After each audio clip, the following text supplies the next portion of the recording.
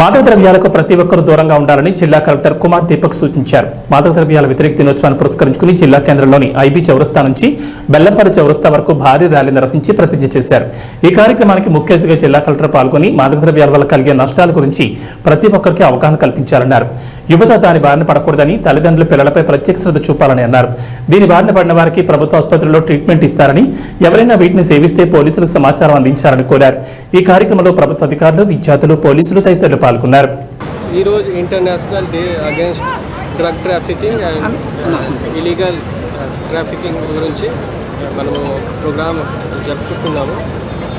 మొత్తం జిల్లాలో అన్ని అంగన్వాడీ సెంటర్లో, ఈ స్కూల్స్లో, హయ్యర్ ఎడ్యుకేషనల్ ఇన్స్టిట్యూట్స్లో, ఈజీఎస్ సైట్స్ దగ్గర అన్ని చోటాలు డ్రగ్ అబ్యూస్ గురించి, ఇలీగల్ ట్రాఫికింగ్ గురించి అందరూ ప్రతిజ్ఞ తీసుకుంటున్నారు.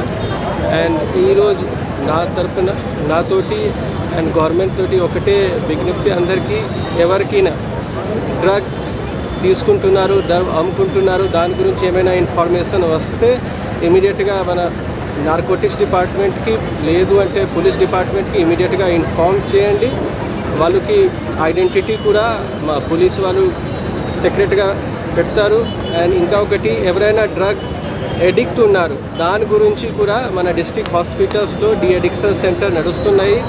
ఎవరైనా ఇన్ఫర్మేషన్ దాని గురించి మనకి ఇన్ఫర్మేషన్ వస్తే, లేదా ఎవరైనా ఇట్లా బాధితులు ఉన్నారు మన డాక్టర్స్కి కాంటాక్ట్ చేస్తే వాళ్ళకి కూడా దాని గురించి ట్రీట్మెంట్ వస్తుంది.